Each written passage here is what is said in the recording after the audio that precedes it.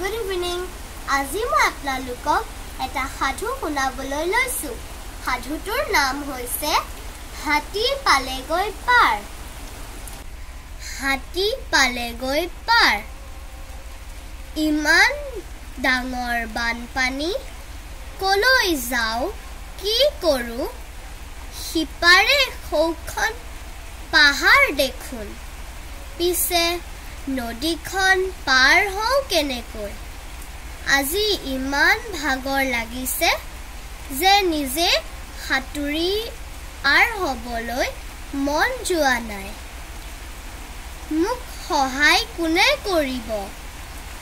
সৌজাক দেখোন হাঁহজনীকে সুধোচোন। হাঁহ ভনী পাৰ কৰাচোন মোক নদীখনি। তুমি ইমান বিয়াগুম, লৰাব নোৱাৰো তোমাৰ নোম।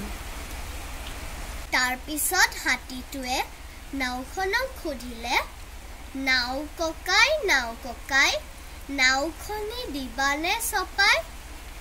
নাই নোৱাৰিম, তুমি উঠিলে মই ডুবি মৰিম।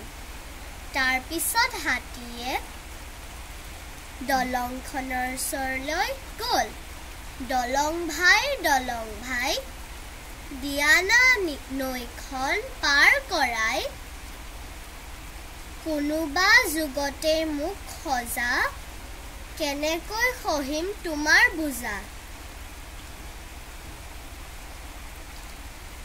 এতিয়া কি কৰা যায়, নিজে পাৰ নহলে আন উপায় নাই। সাধুটো ইমানতে শেষ হ'ল। ইয়াৰ পৰা আমি বুজিলো যে নিজৰ কাম সদায় নিজেই কৰিব লাগে। ধন্যবাদ।